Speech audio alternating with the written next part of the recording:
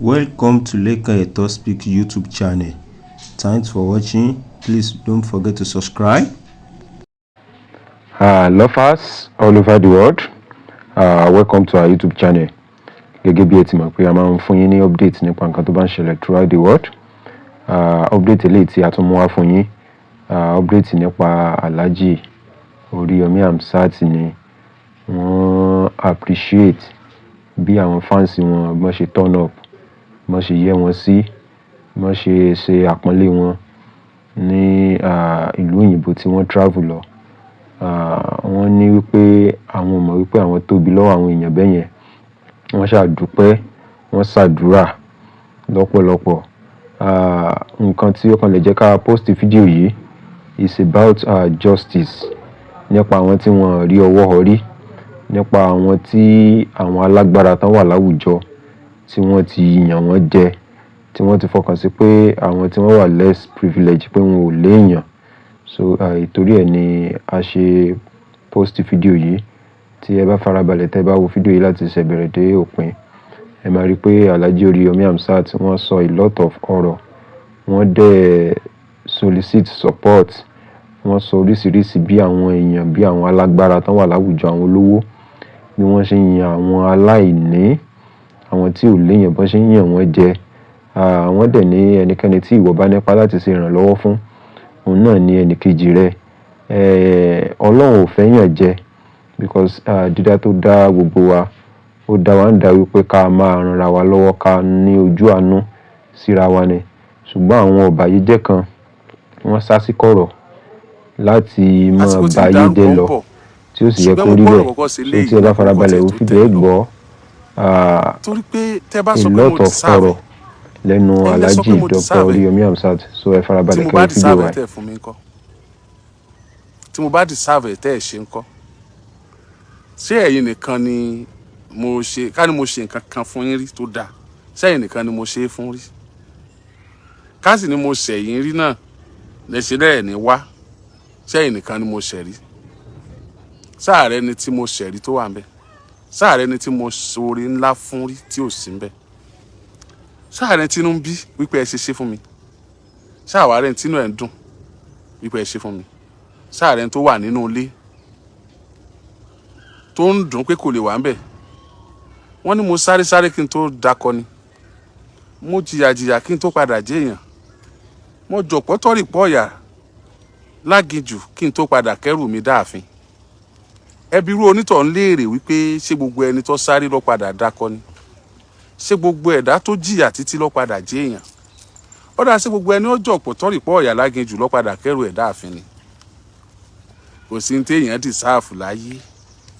Bó bá ṣe bí lèèyàn ṣe, táburú ṣẹlẹ̀ sí, tí wọ́n ló dìsáàfù ẹ̀. Sí gbogbo ẹni ó ṣe bí lọ́lọ́run jáǹpà sàn dìsáàfù bí tó ṣe lójú ayé ni? Kọ̀rọ̀lẹ́ lómi tí ń jẹ́ tí wọ́n mọ̀, kódà tí wọ́n rò pé Ọlọ́run ò dájọ́ aburú fún. Bẹ́ẹ̀ ni, àṣà rẹ̀ ni tó jẹ́ pé látàárọ̀ ayé rẹ̀ bí ṣe ń torí ọkùnrin kan rí mọ́ kan, nítorí ọkùnrin kan rí mọ́ kan, tó dàbò ṣe kè yọ lójú ara tán. Ìṣekúṣe ló ṣe sí látàárọ̀ tí dàgbà tó fi tọkọ ní. Nígbà ó sì fẹ́ lọ́kọ, ó tún lọ́kọ gidi fẹ́. Bó sì délé ọkọ ní sì ń bímọ. A sì rẹ́ni tó jẹ́ pé gbogbo ọjọ́ ayé ẹ̀ láàárọ̀, bó ṣe mùsùlùmí ni, bó ṣe kìrìsìtẹ́nì ni, Ọlọ́run wí náà ni, Kùránì wí, àdìsí wí, Jésù wí, ìwé kan báyìí sọ, orí báyìí sọ, ẹsẹ̀ báyìí sọ, pásítọ̀ wí, tí ò sì ṣaburú kankan. Kódà ẹnìkan ò sí láṣẹ wò tẹ́ ìpàdé ọkọ tí ó fẹ́. Wọ́n tún bá ṣàdúrà sí wọn lọ́kọ ẹni. Ó sì délé ọkọ kọ̀rọ̀ ọmọ bí, wọ́n sì padà ń fọmọ bu. Àwọn tí wọ́n sì ṣekúṣe ní tí wọ́n ti ṣẹ́ gbogbo oyún tán ni wọ́n délé ọkọ tí wọ́n bímọ yìí, òun ò ṣiṣẹ́ kankan rí. Ọlọ́run ní máa ṣe ń tó wù ú. Èmi mọ̀ lóore o, mo dúpẹ́ o. Bẹ̀rẹ̀ látorí tíkẹ́ẹ̀tì mi láti Nàìjíríà, first class àbí business class tí wọ́n ń pè é. Ìtẹ́ bá pè nínú méjèèjì, ibi tẹ́yìn ó ti dájókòó bí gbọ̀ wà ń pálọ̀ rẹ̀ tí ó ráàyè náà ṣe, tí ó ráàyè sùn. Ní mo wọ̀ dé lu yìí. Àwa tí wọ́n kọ́kọ́ mọ̀ ń pèpè ká wọlé, tẹ́rù wa tún jẹrù náà yòókù lè gbé lọ, ní mo wọ̀ dé lu yìí láìsan kọ́bọ̀. Mo tún dénú ìlú yìí, mò ń jẹun ọ̀fẹ́, mò ń mumi ọ̀fẹ́, wọ́n tún gbé mi jáde lọ́fẹ̀ẹ́, wọ́n tún wá ṣerú ètò yẹn fún mi. Kábíyèsí Olódùmarè. Mo ń sọ eléyìí kí gbogbo ẹ̀yin tí ẹ bá ń jìyà pé ń ṣe dáadáa lọ́wọ́, àti pé mo fẹ́ lérò lẹ́yìn gan nínú ká máa jà fún ẹ̀tọ́ ọmọnìyàn. Mo fẹ́ lérò lẹ́yìn gan nínú ká máa jà fún ẹ̀tọ́ ọmọnìyàn. Mo fẹ́ lérò lẹ́yìn gan nínú ká máa fi ṣẹ́ ìjà fún ẹ̀tọ́ ọmọnìyàn. Nínú ká kígbe pé wọ́n ti yànyàn jẹ́ ń bí o, ká sì rí pa àti pọ̀ kó ní kálukú máa ṣe lọ. Ó wù mí bẹ́ẹ̀. Kó jẹ́ pé bí mi ṣe ń lo platform mi kí kálukú máa lò bẹ́ẹ̀, ká yóò rí pa dúró nídìí òdodo. Mo fẹ́ lérò lẹ́yìn nídìí òdodo. Mo fẹ́ lérò lẹ́yìn nídìí ìjàfẹ́tọ̀ ọmọnìyàn.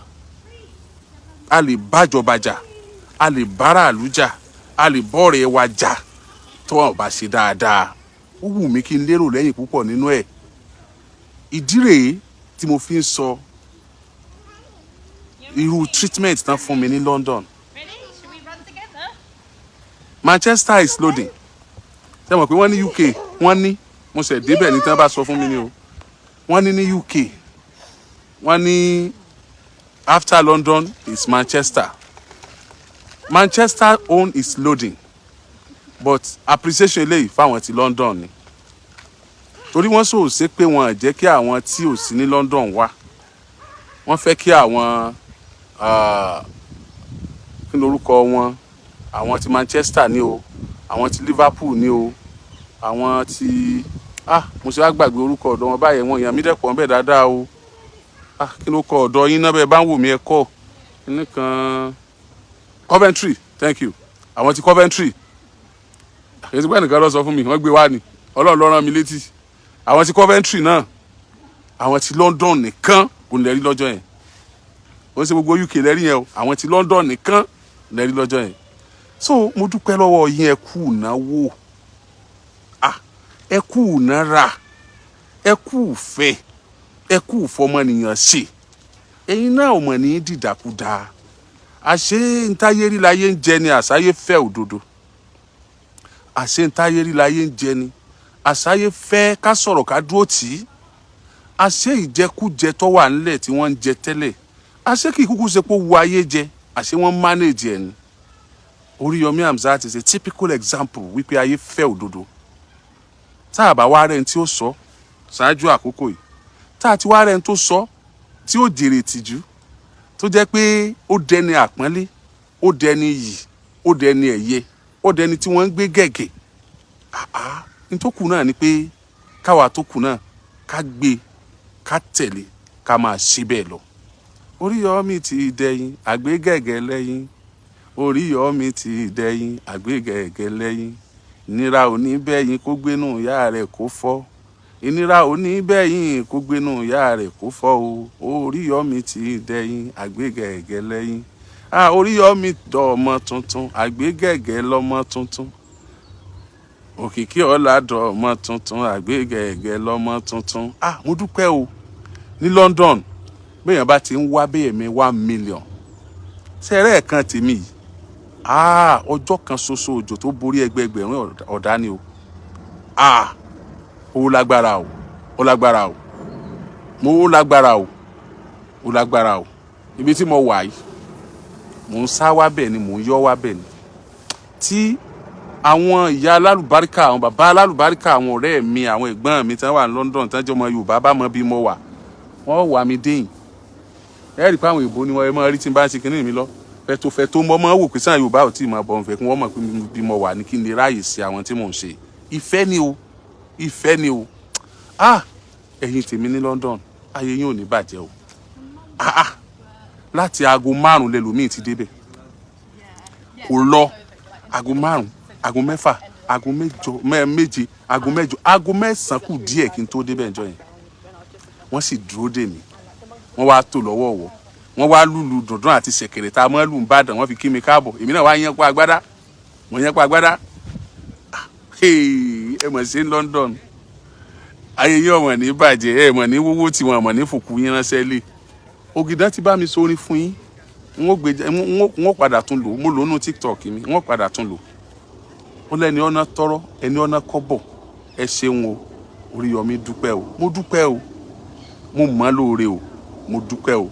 Manchester, Coventry, Liverpool is loading. Ó ṣeé ṣe ká ṣe gbogbo ẹ̀ Manchester. Ó ṣeé ṣe ká ṣe gbogbo ẹ̀ Manchester. Manchester, Coventry, Liverpool is loading. This is London. Oriyomi Hamzat. Òkìkí ọpẹ́ mi pọ̀, ọpẹ́ mi pọ̀, ọpẹ́ mi pọ̀ sí. Òkìkí ọpẹ́ mi pọ̀, ọpẹ́ mi pọ̀, ọpẹ́ mi pọ̀ sí. Ìjíǹjí ayé mi ti ṣẹ̀ṣẹ̀ bẹ̀rẹ̀ iṣẹ́ ẹjọ́. Mo mú struggle lówó mi ò mọ̀ pé màá wá dúpẹ́. Òkìkí ọpẹ́ mi pọ̀, ọpẹ́ mi pọ̀, ọpẹ́ mi pọ̀ sí. Torí bí ta dorí kọ ọ̀tàròpọ̀ náà ti fẹ́ dìgbò. Bí ta dorí kọ ọ̀tàròpọ̀ náà ti fẹ́ dìgbò. Ọlọ́run lókè ló lànà débi ìta bá dé. Òkìkí ọpẹ́ mi pọ̀, ọpẹ́ mi pọ̀, ọpẹ́ mi pọ̀ sí. Alọ́lọ́run ṣe bẹ́ẹ̀ bẹ́ẹ̀ èmi gan dúpẹ́.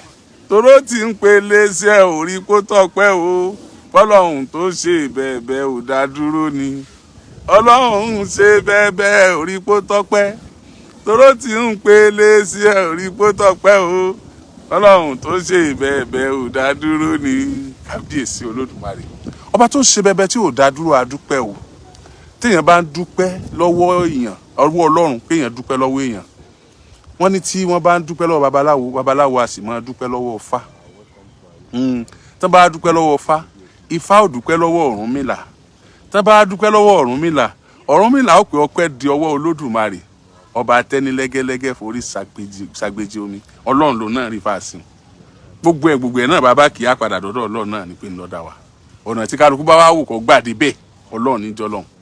Ọlọ́run ní jọlọ́run. Lẹ́yìn Ọlọ́run kò sí nǹkan kan mọ́. Ṣáájú rẹ̀ kò sí nǹkan kan. Lẹ́yìn rẹ̀ kò sí nǹkan kan. Nǹkan kan ò sì wá ní mọ́ jẹ́ nǹkan kan náà kàti ètò dọ́dọ̀ rẹ̀ náà. Àfi tó bá ní ọmọ jẹ́ nǹkan ni.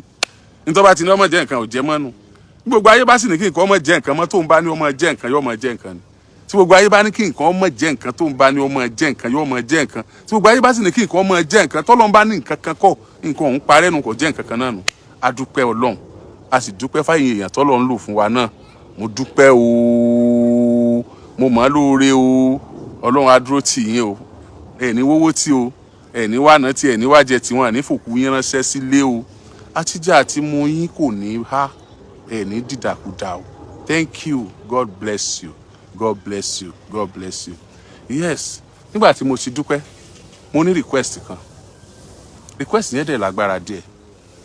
Tí ẹ bá ń wo ìgbìyànjú tá a gbé lọ́wọ́ àti àwọn nǹkan tá a ti ṣe. Tí n bá ní kí n ka àwọn cases tí a ti ṣe, àfi kí n pele kí wọ́n bá mi mú rẹ́kọ̀dù wa jáde kí n máa kà á. Àwọn èyí tá a ṣe tí ò dórí afẹ́fẹ́ pọ̀ gan, gẹ́gẹ́ bí mo ṣe máa ń sọ. Èyí tó dórí afẹ́fẹ́ kéré. Àwọn kéèsì bíi ká yàn yàn jẹ ká ní kò sí tí ó ṣe sí tó wà lọ́dọ̀ wa ó pọ̀ gan. Àwọn cases oríṣiríṣi tó ní ṣe pẹ̀lú DNA test tá a ti rí owó DNA test san lọ́wọ́lọ́wọ́ báyìí ó tó 20 something cases táwọn ọmọ yẹn sì ń float lọ́wọ́ tá a mẹ́ni tó ní. Tó yẹ pé ẹni tán máa ń yàn jẹ lọ́pọ̀lọpọ̀ gbà mo ṣe máa ń sọ máa ń jẹ́ni tí ò lówó lọ́wọ́ láti ṣàwọn nǹkan kan. So the both parties agree lórí DNA test ṣùgbọ́n ẹni tí wọ́n yàn jẹ tí wọ́n sanwó DNA test kò lówó lọ́wọ́. Ó máa ń ṣẹlẹ̀ bẹ́ẹ̀ dáadáa tá a dẹ̀ máa ń ní kéèsì yẹn. Bákan náà àwọn cases ti bíi pé kán gba nǹkan lọ́wọ́ èèyàn kán tẹ èèyàn kan mọ́ mẹ́rẹ̀ kán pa ọmọ èèyàn kan kán fìyà jẹ lónà tí ò tọ́ ká gbé kí gbogbo yín sì rí i pé wọ́n fìyà jẹ nìyẹn. Ọ̀pọ̀lọpọ̀ èèyàn máa ń bi mí pé lẹ́yìn kéèsì yẹn kí ló ṣẹlẹ̀ lẹ́yìn mátà yẹn kí ló ṣẹlẹ̀. Owó tí iléeṣẹ́ wa ná lórí ẹjọ́ tí ìṣẹ́jọ́ wa lásán lóṣù tí iléeṣẹ́ Àgídìgbò ná Oriyomi Hamzat Àgídìgbò tá à ná lóṣù lórí ẹjọ́ tí ìṣẹ́jọ́ wa lásán lóṣù ó kéré àríró ẹ̀rí àmà ná 3 million naira on monthly basis. Mo mọ̀ pé lọ́ọ̀yà mi ò rẹ́rìn bí ó wà nísìn Ridwan Adékúnlé yóò rẹ́rìn bí ó wà nísìn pé ẹ mọ̀ gbọ́gà wọ́n ní 3 million. Yeah, I know it's more than that. Mo kàn gé kéré ni. Justice ò sí níbi tó bá ti jẹ́ pé ẹni tí wọ́n yàn jẹ́ gbọ́dọ̀ lọ wá owó tí èso owó ẹ̀kọ́ àtàkà kó tó lè rí ìdájọ́ òdodo a lè rí justice ń bẹ́ẹ̀. I need the team, I need the support àwọn èèyàn tó jẹ́ wípé a jọ fọ́ọ̀mù team tó jẹ́ pé n tá a máa ṣe ni pé àwọn mátà yẹn bá a ṣe máa prosecute àwọn tí wọ́n bá ṣe aburú yẹn irinṣẹ́ tí àwo máa ṣe ààrí lọ́ọ̀yà ẹyọ kan kó ṣe pro bono fún wa pro bono ní kí lọ́ọ̀yà báyàn ṣẹjọ́ láì gbowó àní so owó tiwa la fi ń ṣe ọ̀pọ̀lọpọ̀ ẹjọ́ yìí torí ìgbà tí mò ń ṣe kéèsì tí mò ń sọ̀rọ̀ Moli hospital lánàá lẹ́yìn tó obvious gbogbo èèyàn pé lódodo ni tá à ń sọ pa Moli làwọn kan sọ pé bóun ó ṣe wá ṣe kíní kankan ṣé bí Moli ó tiẹ̀ san compensation yóò san etí ilé ẹjọ́ bá ní ọ̀sán at the end of the day tiẹ̀ àwọn ẹjọ́ tí ó jẹ́ pé ìdájọ́ òdodo la fẹ́ kéèyàn pààyàn kó lọ gbé kéèyàn ó ṣe kíní kan kó dọ́dọ̀ ọlọ́pàá bóyá ó ti níwèé rẹ̀ kó ṣáájú wa dé àwọn ibì kan ní kó máa lọ kíru ẹni tọ́rọ̀ kan sunkún wá kò dẹ̀ lówó tí ó fi pẹjọ́ àwọn nǹkan báyìí la dẹ̀ lè fi mú àyípadà bá àwùjọ wa mo nílò ìrànlọ́wọ́ yín nípa ìyẹn mo really nílò ìrànlọ́wọ́ yín fún ìyẹn púpọ̀ ẹ̀yin tẹ́ ẹ jẹ́ agbẹjọ́rò tí ò bá tiẹ̀ jẹ́ agbẹjọ́rò we can have àwọn èèyàn wa lè gbé ókè o ẹjọ́ báyìí ti délẹ̀ o ìtàn ṣe fún kéèsì tá a ṣe ń jọ báyìí the next thing tó yẹ ká lọ báyìí ni pé ilé ẹjọ́ ló kù tó yẹ ká lọ o a fi máa rówó à ń ṣe ọ̀pọ̀lọpọ̀ o ṣùgbọ́n ó ti pọ̀ jù àwọn kan wà nílẹ̀ tá a ti ṣe tó ti wà nílẹ̀ tó pọ̀ yes ó ti pọ̀ jù torí ẹnìkan béèrè ọ̀rọ̀ àǹtí Kẹ́hìndé Ṣakí wípé alpha níbo ló dé dúró kìíní kan ẹnìkan ẹnu tó tiẹ̀ fi sọ ò dáa but kì í ṣe kó sọ tí ò dáa ọgbọ́n yàbí ọ̀nà bá Ọlọ́run ti ní kóun lè ṣàgbékalẹ̀ tiẹ̀ mọ́ nìyẹn jọmíjọmí òkúròrò ní sọ nídà ó lè mean well but kó jẹ́ pé kò lè say well ni so despite that náà yẹn ò sọ́dọ̀ ta wa ní tó sọ ó Alhaji náà ni ó dẹ̀ ràn wá létí pé àwọn èèyàn kan wà tí wọ́n ń wò bẹ́ẹ̀ pẹ̀lú ojú tó ń fi wò ó yẹn so tá a bá wá ń wò bẹ́ẹ̀ ẹ má jẹ́ ká máa dúró lórí fence pé nǹkan báyìí ṣe báyìí ni nǹkan báyìí ṣe báyìí kó jẹ́ pé àwọn kan máa sọ sí ni báwo la ṣe contribute sí society wa tí àwa ò bá lè jáde báyìí báwo la ṣe máa support àwọn tó bá ń jáde báyìí tó fi jẹ́ pé irú àwọn cases bẹ́ẹ̀ yẹn kò ní í di pé ìyà jẹ ni yẹn gbé bí mo ṣe sọ fún yín mi ì fẹ́ sọ bí tá a bá ọ̀rọ̀ àǹtí Kẹ́hìndé dé mi ì fẹ́ sọ but owó hinder wa láti ṣe ọ̀pọ̀lọpọ̀ nǹkan tó yẹ ká ṣe tẹ́ ẹ̀ bá gbàgbé a kàn establish ẹ̀ ni pé lóòótọ́ la rí kéwú Ṣọlá ṣe aburú pẹ̀lú àǹtí Kẹ́hìndé torí pé gbàtara àǹtí Kẹ́hìndé ọ̀yá àríkéwú Ṣọlá ó ń bá àǹtí Kẹ́hìndé ní àjọṣepọ̀ wọn àdẹ̀ sí ní right senses kini of our senses o sense wọn ò ṣiṣẹ́ dáadáa ń gbà yẹn wọ́n wà mentally derailed that time tí àríkéwú Ṣọlá ń tọ́jú wọn àríkéwú Ṣọlá dẹ̀ tọ́jú wọn time yẹn ó take advantage pé wọn wà okay ó dẹ̀ bá wọn sùn dáadáa kì í ṣe pé àríkéwú Ṣọlá wá rò pé bíbá tó ń bá wọn sùn ìní oyún inú wọn tó padà lóyún so ètò túmọ̀ sí pé kí àǹtí Kẹ́hìndé tiẹ̀ tó dọ́dọ̀ àríkéwú Ṣọlá rárá gan wọ́n ti lóyún fún ọkọ tí wọ́n fẹ́ tẹ́lẹ̀ ló lóyún inú wọn so but àríkéwú Ṣọlá bá wọn sùn toyún nítorí pé wọn ò gba proper ọgbọ̀nà tó yẹ kí wọ́n gbà normally wọn ọgbọ̀nà tẹ́sìn gan kọ́ wa wọn ọgbọ̀nà táwọn gan preach ó jẹ́ kí wọ́n bá àǹtí Kẹ́hìndé sùn toyún ara ọmọ ọ̀yá ó lè jẹ́ àwọn oògùn tí wọ́n ń fún wọn nígbà tí wọ́n ń tọ́jú wọn gan ló kó bá ọmọ yẹn ó lè jẹ́ ọwọ́ ìtọ́jú tí wọ́n ń fún wọn gbà yẹn inú ó ṣàkóbá tí ọmọ yẹn ò fi normal ó ṣe é ṣe bẹ́ẹ̀ bóyá àwọn oògùn yẹn ló bá ọmọ yẹn pàdé nínú tọmọ yẹn ò fi normal tó fi ń ṣe bó ṣe ń ṣe yẹn fine àwọn olè we cannot say a lè sọ̀rọ̀ nípa yẹn náà actually nǹkan tí a rò nìyẹn èrò wa nìyẹn kì í sí pé a sọ pé bó ṣe rí gangan nìyẹn a kì í ṣe medical expert ṣe gẹ́tẹ̀ bọ́n wọ́n máa sọ pé àwọn tó bá wà ní oyún kan sọ tí wọ́n jẹ olójú oògùn tán lè lo nǹkan kan ló jẹ́ ká sọ tá a sọ yẹn now number one nìyẹn o so bá ṣe kọ́lá àbí àríkéwú Ṣọlá ṣe wá bá wọn sùn yẹn tí ó wá rò pé òun ló ń lóyún tí wọ́n wá ṣe nìka ìtoyún sábà parí ṣe kọ́lá ní àwọn òṣè àríkéwú Ṣọlá làwọn òṣè nìka ìtoyún so bí wọ́n bá ṣe nìka ìtoyún Mr. Táyé tó jẹ́ ìkejì àǹtí Kẹ́hìndé bra Táyé sọ wípé toyún làwọn rí tán ṣe nìka ìlọ́jọ́ yẹn ó ti ẹ̀dùn àwọn ó bá àwọn jẹ́ pé ọkọ ẹ̀ tó ń fẹ́ tẹ́lẹ̀ ńkọ́ eventually ó padà hàn wípé ní tí Mr. Táyé sọ ló right àríkéwú Ṣọlá parọ́ ni nígbà tó láwọn ò ṣe nìka ìtoyún because kó tó di wípé dọ́dọ̀ àríkéwú Ṣọlá ló ti ń fẹ́ ẹni tó fún lóyún gan-an so ń gbà àríkéwú Ṣọlá dẹ̀ sọ pé òun kọ́ ló ń lóyún tó ní Mr. Láìdé àfáà Láìdé ló lóyún tá a gbé tá a sì jọ ṣe DNA test wọn tá a padà find out pé àfáà Láìdé kọ́ ló lóyún àríkéwú Ṣọlá náà kọ́ ló lóyún ta ló wá lóyún tá a fi wá ọkọ tí wọ́n ń fẹ́ tẹ́lẹ̀ lọ fortunately for us ọkọ tí wọ́n fẹ́ tẹ́lẹ̀ gbà pé ká ṣe DNA test a sì dẹ̀ ṣe DNA test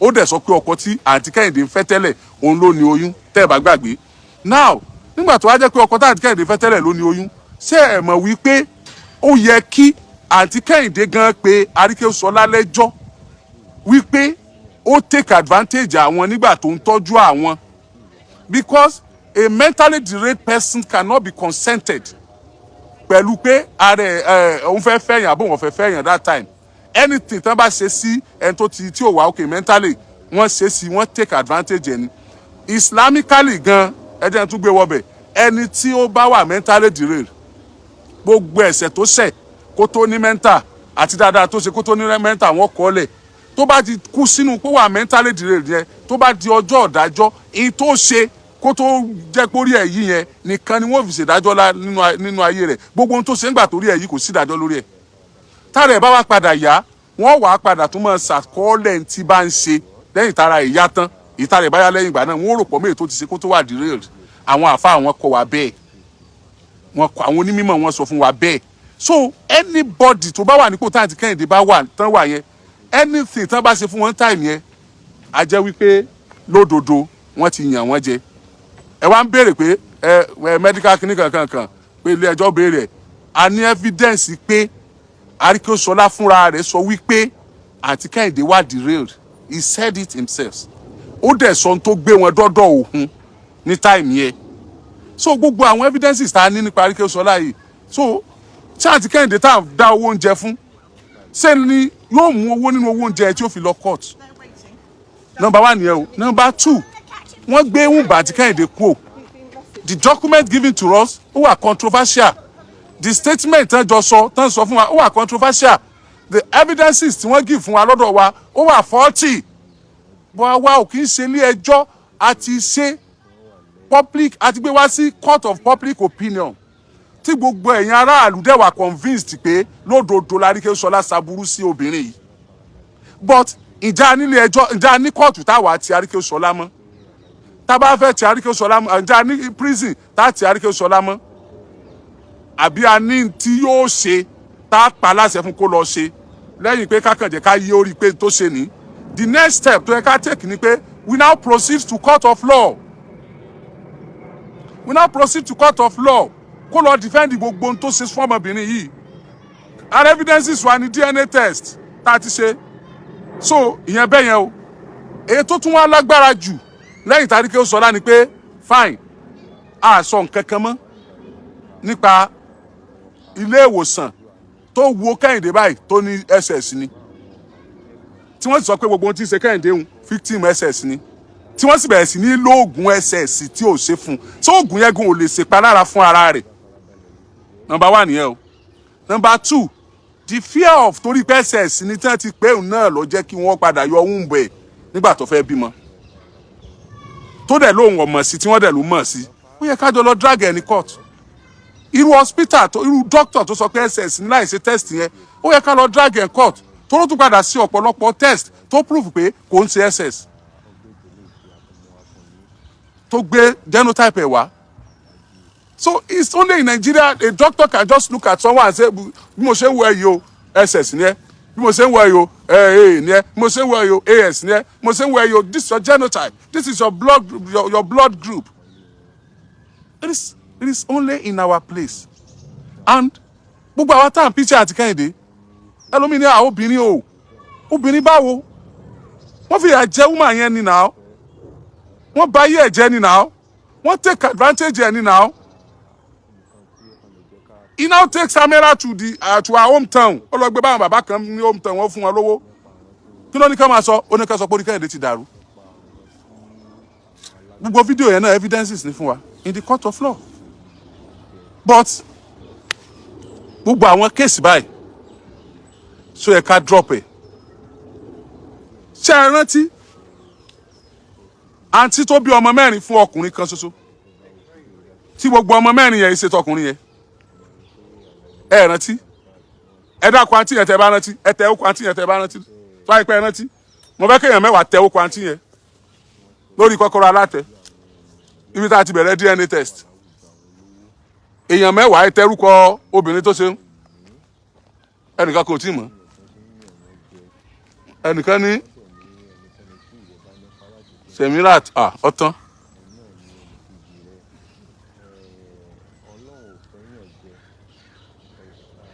Sọ́tán àwọn èèyàn rántí mọ́. Àwọn èèyàn rántí mọ́. Obìnrin tó bí ọmọ mẹ́rin fún ọkọ kan ṣoṣo tí kan kìí ṣe tọmọ tí kan kìí ṣe tọkọ. Ṣé ẹ ti gbàgbé ni? Ṣúgà já o. Wọ́n lábíọ́lá ọláìtàn. Ẹ dákun ṣé Facebook mi kọ́ ni mò ń lò ní.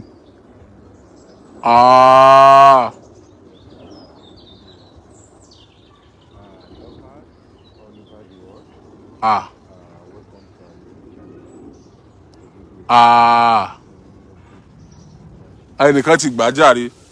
Àǹtí Tóyìn tó bá yé jẹ́ akọrin ní chọ́ọ̀chì ńlá kan Ìbàdàn. Àǹtí Tóyìn ẹ ti gbàgbé àǹtí Tóyìn ni tó bímọ mẹ́rin fọ́kọ tí kankan ṣe tọkọ rẹ̀ fẹ́ ya wèrè. Ẹ ti gbàgbé ẹ béèrè pé mo lágbádé ṣé ẹ mọ̀ pé àǹtí Tóyìn pe ọkọ òun lẹ́jọ́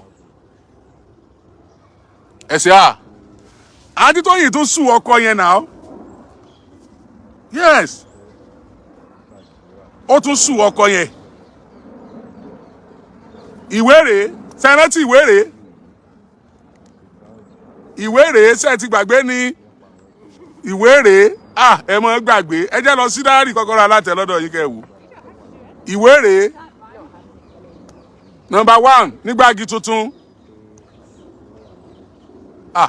ọ̀tọ̀ tún ní number 1 gbági tuntun o ọ̀tọ̀ ní number 1 ti gbági tuntun tí ìyàwó kan wá láti London UK láti wá jẹ́rìí wípé number 1 làwọn ta ṣọ́ọ̀bù àwọn fún another one ní ìwé rèé tó fẹ́ gbalé ọkọ rẹ̀ ní sáìdì Adégbàyí náà ni tó fẹ́ gbalé ọkọ rẹ̀ tó ló ń ta lé ìyá àwọn kan lápẹtẹ gbogbo àwọn kéèsì sí wà ń court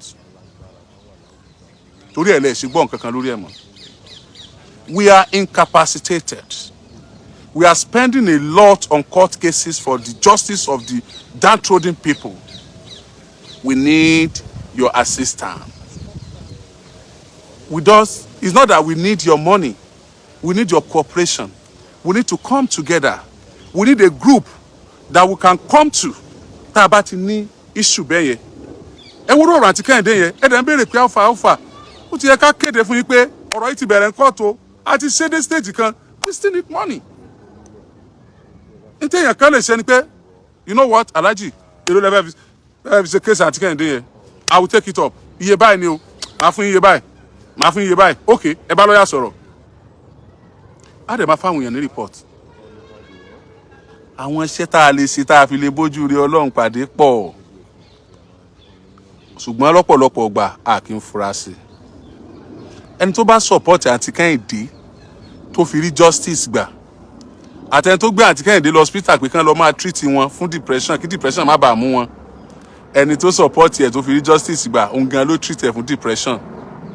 Each time tí àti Kẹ́hìndé bá ti ń rí Aríkẹ́sọlá tó ń rìn tó yan tí ń sọ pé kò sẹ́ni tí ó mú òun inú àti Kẹ́hìndé ń bà jẹ́ kò sóúnjẹ tẹ́lẹ̀ fún kò ní wọnú ẹ̀ time yẹn. Torí pé ẹni tó ní ọmọ kò lè fẹ́ àti Kẹ́hìndé mọ́ Aríkẹ́sọlá náà fẹ́ àti Kẹ́hìndé mọ́ wàhálà ọmọ yẹn báyìí ọrùn àti Kẹ́hìndé ló wà tí ń dọ́mọ yẹn gbé káàkiri wàhálà ọmọ yẹn ọrùn àti Kẹ́hìndé ló wà tí ń dá gbé káàkiri and there are some responsibilities tí wọ́n lè compel àwọn tí wọ́n ní ọmọ tán jọkùnrin náà kán máa ṣe lórí ọmọ yẹn tí wàhálà yẹn ò fi ní pantí yẹn. By and large àwọn case studies ní gbogbo èyí tí mo mú wá yẹn ìkan nínú ẹgbẹgbẹ̀rún tí ń bẹ níwájú wa a nílò ìrànlọ́wọ́ yín o. Ìyá kan wọ́n pa ọmọ rẹ̀ lójé agbéwágbà náà tí wọ́n pa Adékọ̀tù Sẹ̀míù Adékọ̀tù adájọ́ ni wọ́n tì wọ́n mọ́lé wọ́n lọ jù wọ́n ságódì lọ́jọ́ kan tá Adékọ̀tù adájọ́ ní kí wọ́n provide wọ́n ní wọ́n ti gbónídùú wọ́n ti release wọn ẹni tó so onídùú dà wọn ò ráwọn tọ́pa Sẹ̀míù mọ́dì sí ẹjọ́ sì ń lọ. Adẹ̀fẹ́ justice báwo ni jẹra ẹni mọ́lẹ̀ ìfojú ẹni gbógi ìbáyé ẹni jẹ́ báwo ni ò sí ní tẹ̀síwájú kẹ́ẹ̀dẹ̀ má gbàgbé lọ́pọ̀lọpọ̀ gbà tá a bá ti ń ṣe justice for this justice for that tí ẹjọ́ yẹn bá a máa ń ké fúngbà díẹ̀ tá a bá ti ké fúngbà díẹ̀ á wà dákẹ́ èmi ì dákẹ́ tẹ́ ẹ̀ bá gbàgbé tèmi o ní tí mo ń fà táwọn èèyàn fi máa ń dákẹ́ ni pé ẹ má jà lé owó sẹ́ni tá a bá ń fa àwọn cases kan lé owó tá à ń fi ọ̀rọ̀ kan lé owó Facebook ó fún wa lówó YouTube ó fún wa lówó TikTok ó fún wa lówó Instagram á rówó ń bẹ̀ á ṣe kinní kan á ní followers tá a bá ń fi àwọn ọ̀rọ̀ kan wá ẹ já máa fa àwọn kéèsì kọ̀ọ̀kan náà ṣètò Ọlọ́run àwọn kéèsì kọ̀ọ̀kan náà ẹ já máa fi tu Ọlọ́run lójú àwọn kéèsì tá a mọ̀ wípé ẹni yóò tí ì rí dájọ́ òdodo gbà kódà tó jẹ́ pé ó ti pẹ́ ẹ má jà máa drop ẹ̀ mẹ́ta bá ṣe ń drop ẹ̀ yẹn tá à ń ṣe ní òwò ṣùkùṣùkù dá wáíwáí yẹn ń jẹ́ kínú àwọn ẹni bí ó dùn ń jẹ́ kínú àwọn òbílẹ̀jẹ́ ẹ̀dá ó dùn ń jẹ́ kínú àwọn ọ̀bàyéjẹ́ ó dùn ẹ má jà máa ṣe ní òwò ṣùkùṣùkù dá wáíwáí ẹ jẹ́ ká máa follow ẹ̀ ká dẹ̀ máa ṣe ní kokoko làárọ̀ rọ́fà adití ká má dúró lórí ẹ̀ títí tá a fi máa rí ìdájọ́ òdodo gbà torí pé tá a bá ti ń rí ìdájọ́ òdodo gbà lórí àwọn tó ṣiṣẹ́ láabi ó máa dínkù tá a bá ti rí ìdájọ́ òdodo gbà àwọn tó ń ṣiṣẹ́ láabi ó máa pọ̀ sí ni. èèyàn kan sọ fún mi pé àwọn ò mọ why tó fi jẹ́ pé ọ̀rọ̀ mólì yẹn àwọn bloggers àwọn èèyàn wa àwọn tájọ máa ń ṣiṣẹ́ tán máa ń gbé kéèsì pé wọ́n gbé pé láti for day one ẹni ẹ sá complain mo ní bóyá ẹ̀rí ni bóyá wọ́n gbé àti pé bóyá wọ́n ń ṣe nǹkan míì lọ́wọ́ ṣe mọ̀ pé mò ń ṣiṣẹ́ mi lọ́wọ́ kì í sọ̀kọ̀ṣẹ́ òkété lẹ́sìn gbẹ́ ò oníṣẹ́ ilé ń díwọ́ ẹ tọrọ bá kàn wọ́n ní ẹlẹ́rù ní gbẹ́rù ẹ̀ bí ó ti wúwo bóyá àwọn náà ń ṣe nǹkan míì tó wà important sáwọn náà lọ́wọ́ time yẹn ni ṣùgbọ́n mo fẹ́ ká mọ̀ pé gbogbo wa là ń lọ sí hospital and it's not about Moli hospital alone it's about all hospitals nígbà tá a sọ̀rọ̀ nípa hòtẹ́ẹ̀lì Adédoyin it's not about Adédoyin hotels alone ọ̀pọ̀lọpọ̀ ọ̀nù yín lè bí ẹ̀mí ní witness pé lẹ́yìn ìgbà yẹn ọ̀pọ̀lọpọ̀ ọ̀nù yín ti lọ sí oríṣiríṣi hòtẹ́ẹ̀lì tó jẹ́ pé bẹ́ẹ̀ ṣe máa sùn bẹ́ẹ̀ tẹ́lẹ̀ kọ́ lẹ sùn bẹ́ẹ̀ ṣe máa wọlé tẹ̀ ní kí ẹ̀ ń kọ́ lẹ ṣe ọ̀pọ̀lọpọ̀ gan ò torí ẹ̀ máa ná hòtẹ́ẹ̀lì mọ́ anyhow ọ̀pọ̀lọpọ̀ ò torí ẹ̀ máa ná hòtẹ́ẹ̀lì mọ́ anyhow torí gbà kan wà àwọn olóòtẹ́ẹ̀lì ṣe kìnìkan àwọn olóòtẹ́ẹ̀lì ṣe kìnìkan ẹgbẹ́ àwọn olóòtẹ́ẹ̀lì kan tiẹ̀ tún bínú wọ́n sọ̀rọ̀ sí gbogbo ẹgbẹ́ náà I don't care kò sí bí yóò ṣe máa ṣerú tá à ń ṣe tí ò ní máa kọlù yẹn náà kò sí bí yóò ṣe máa ṣerú eléyìí tí ò ní máa step on toes àwọn toes tá a bá step on nìkan máa understand the nature tá à ń ṣe that we don't have anything against you we are not being subjective we are being objectives in tó wà nílẹ̀ and treat téèyàn sì tó débi tí ó ń lọ yóò débi tí ò lọ tó bá lóun ò ní débi tóun ọ̀ lọ tó sì fẹ́ débi tí ń lọ tó sì gbọ́dọ̀ gbàbẹ̀ kọjá kò ní débi tí ń lọ a sì lè sọ pé torí pé èèyàn mẹ́kún sun ká mọ̀ ru òkú kọjá lẹ́nu ọ̀nà lè ta bàbá rẹ̀ tó bá ṣe pé bẹ́ẹ̀ lágbàdé lè ta bàbá tiwa tọ́lọ́ sì ti ní kí bàbá tiwọ́ dàgbà kó lo 200 years láyé tá a sì fẹ́ lọ sin bàbá tiwa táwa bá ń rẹ́rìn wípé ọmọ láyọ̀ lé ẹni ọmọ sin ló bímọ tóun bá ń sunkún tó fẹ́ kún bòkú bàbá wa jẹ́ báwọn ọmọ lójú àmọ́ bá tiwa lọ. ẹ wọ́n máa yín sí kése pé wọ́n yàn jẹ náà ó lọ hospital ó gbé yàn lọ láti lọ tọ́jú ẹ̀ ó dẹ̀ kàdánwò ààrẹ ní jẹ́ ń bẹ̀ kí là á ṣe á tẹ̀ wọ́n lójúmọ́ lẹ́ ń bẹ̀ wọ́n dẹ̀ lé ní kó dìde ẹ wo àwọn cases tá a máa ń gbé wá èèyàn kan nínú ẹgbẹ̀rún mọ̀ ní máa dìde téèyàn kan bá fi dìde wípé wọ́n yàn jẹ òun fẹ́ gbẹ̀tọ́ òun lórí eléyìí wọ́n ti yàn bí ẹgbẹ̀rún jẹ káàkiri Nàìjíríà lórí irú nǹkan bẹ́ẹ̀ ìkan nínú àwọn hòtẹ́ẹ̀lì tí ń ṣiṣẹ́ aburú ní Adédoyin wà ìkan nínú àwọn èèyàn tó forí lùgbàdì aburú ní Timothy wà so the spirit of every other victims wọ́n á dìde níbi tán bá wà wípé àwọn fẹ́ kíkiní kó dúró ká sòdodo lórí ẹ̀ bẹ́ẹ̀ náà ni the spirit of every other victim of Moli hospital and some hospitals tán ṣerú nǹkan bẹ́ẹ̀ àwọn náà ti dìde nínú gírèfù wọn sì pé àwọn fẹ́ ìdájọ́ òdodo against àwọn tí wọ́n máa ń fún àwọn ní expired medication and expired injection. You're welcome. Yeah. So we cannot keep folding our arms. Ká dẹ̀ rò pé nǹkan ó dáa kò possible kò lè dáa kò possible because nínú ìbàjẹ́ yẹn làwọn kan ti ń sọ̀rọ̀ ni wọ́n ti ń jẹ ni wọ́n ti ń mu nínú ìbátẹnìkejì jẹ́ yẹn làwọn kan ti ń yan fanda so àwa tá a wá jẹ nínú ìbátọmọnìkejì jẹ́ tá a wá rí pé fẹ́ bátẹnìkan jẹ́ tá a wá dìde tá a jọ fọwọ́sowọ́pọ̀ ẹ̀rù kan ó tiẹ̀ mọ bà àwọn ẹni bíi náà tá a bá ṣe báyìí ẹ̀rù kankan ò ní bà wọ́n ẹ̀rù kankan ò ní bà wọ́n fún àwa tí a bá ṣe tán pé ká jọ ṣiṣẹ́ pọ̀ lórí mímọ́ gba àwọn ìdájọ́ òdodo yìí àti àwọn tí wọ́n máa ń gbé lọ sí kéèsì tá a ṣe tán tá a nídìí àti lọ sílé ẹjọ́ kéèsì tá a ṣe tán tí ó wà nílé ẹjọ́ tá a nídìí àti pursue ẹ̀ kì í ṣowó ní gbogbo ẹ̀ a need the connection ẹlòmíì tó wà connected pẹ̀lú àwọn the power that be tán wà nínú ìjọba àbí àwọn civil servant tán ti wà lókè kò pọn dandan we will not mention your name you just tell us what to do àwọn òde máa follow ẹ̀ lọ lábẹ́nú we won't mention your name okay ẹ jẹ́ n sọ kinní kan fún yín bàbá yẹn ti retire nísìn ṣé ẹ mọ̀ pé nígbà tí wọ́n fi tì mí mọ́lé yẹn tán gba bẹ́ẹ̀lì mi ní high court ṣé ẹ mọ̀ pé wọ́n tún wá ń ṣẹjọ́ mi lọ ní magistrate court nígbà tán gba bẹ́ẹ̀lì so magistrate court la wá ń lọ magistrate court la ń lọ wọ́n ti jókòó lẹ́ẹ̀mẹrin ọ̀tọ̀ọ̀tọ̀ ní high court tí mi ò yọjú kó tó di pé èèyàn kan ó wá rí rẹ́kọ̀dù mi ó wà ní rẹ́kọ̀dù ní high court gbà ní Ìbàdàn ó wá rí rẹ́kọ̀dù mi pé bígbà tí mo abscond tí wọ́n gba bẹ́ẹ̀lì mi tán àtàwọn boys mi tá a sá lọ àwa tá a mọ̀ péjọ ti ń lọ ní high court he now called me pé Oriyomi kúrẹ́tò wá court mo lọ court ní last week ní court wọ́n ní no wọ́n sit ní court lẹ́nìí wọ́n dẹ̀ lẹ́ẹ̀ yọjú kódà mo ní court wo wọ́n ní kéèsì ti wà high court báyìí mo ní wow àwa pè lọ́yà àwa sì yọjú sí high court ẹ mọ̀ sọ kankan that's our system wa ni ọ̀pọ̀lọpọ̀ wọ́n ń ṣẹjọ́ rẹ̀ lọ́wọ́ lónìí tí wọ́n mọ̀ pé wọ́n ń ṣẹjọ́ ọ̀hún kì í ṣe ilé ẹjọ́ kì í ṣe problem àwọn judiciary wa o problem àwọn ọ̀daràn tó wà láwùjọ wa ni o láti outsmart judgement ni o justice ni o just to outsmart justice no kì í ṣẹjọ́ judiciary nìyẹn o láti outsmart justice ni o yes most especially ẹjọ́ tó bá ní ṣe pẹ̀lú ẹjọ́ ọ̀lẹ̀ wọ́n ń ṣe kéèsì ilẹ̀ bàbá ẹlòmíì lọ́wọ́ nísìnyí tí ọmọ ẹlòmíì ní ọ̀rọ̀ ọmọ ìjókòó rẹ̀ kóòtù tí wọ́n jọ múra wọn tíìmù kan náà ni wọ́n o wọ́n wà jọ lọ wọ́n jọ mọ rojọ́ òun gbà pé ó ń jẹ̀bi òun gbà pé kinní kan wọ́n bá dájọ́ wọ́n bá gbé ìdájọ́ kalẹ̀ nígbà tó kúkú mọ̀ ní gbogbo àwọn ẹ́stéètì ẹlẹ́bù sorry ẹ má bínú. So in a situation like that we need you information lásán lẹ́lòmíì ò máa fún wa owó lẹ́lòmíì ò fún wa service lẹ́lòmíì ò fún wa advice lẹ́lòmíì ò fún wa instruction lẹ́lòmíì ò fún wa strategies lẹ́lòmíì ò fún wa á rí ìdájọ́ òdodo gbà Ọlọ́run tẹ́ bá lè já máa ṣe bẹ́ẹ̀ á rí ìdájọ́ òdodo gbà èyí tó bá ti jẹ mọ́ bẹ́ẹ̀ á sì gbé wá nínú gúrùpù yẹn tá a bá ti sọ á sì mọ̀ bá ṣe yanjú ẹ̀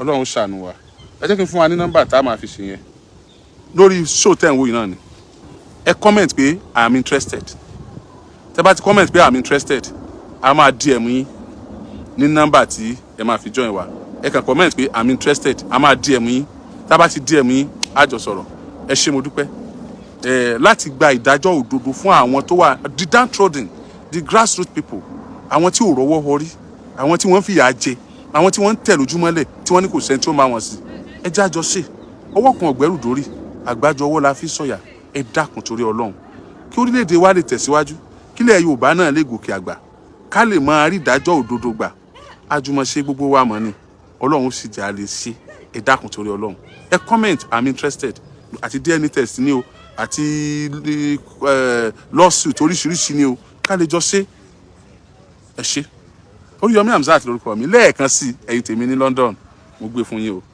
Lovers all over the world a lérò pé ẹ farabalẹ̀ wo fídíò wa láti ìṣẹ̀bẹ̀rẹ̀ ẹ rí i pé gbọ́ngbọ́n kan sí i and then Alhaji Oriyomi Hamzat wọ́n sọ ọ̀rọ̀ nípa wípé tí àwọn bá ti gbé ètò wá sí orí programu Kọ́kọ́rọ́ Alátẹ wípé àwọn ọ̀pọ̀lọpọ̀ àwọn ètò àwọn ọ̀rọ̀ míì táwọn bá dá sí ni ó padà máa ń padà land sí court tó jẹ́ wípé wọ́n á padà gbé ọ̀rọ̀ yẹn lọ sí court tó jẹ́ wípé àwọn ò ní lè ní àǹfààní láti pé bóyá owó ẹ̀mọ̀ a lot of case ni wọ́n ń ṣe tẹ́yìn náà tẹ́ bá farabalẹ̀ wo fídíò yẹn gẹ́gẹ́ bí wọ́n ṣe ṣàlàyé but wọ́n ti solicit support wọ́n ti rọ ẹ̀yin èèyàn wọ́n ti bẹ̀yìn gbogbo ẹ̀yin tẹ́ bá ní agbára gbogbo ẹ̀yin tẹ́ bá ní ọpọlọ tẹ́ ní nǹkan tẹ́ lè rẹ́ńdà tẹ́ ní ibi tẹ́ ti lè gbà ràn wọ́n lọ́wọ́ gbogbo ẹ̀ náà ti sọ so ẹ rí i pé àwọ̀fẹ́lẹ́ ó bo inú kò jẹ́ kí èèyàn ó rí ikùn àṣebí ní ọ̀rọ̀ ilé ayé tá a wà yìí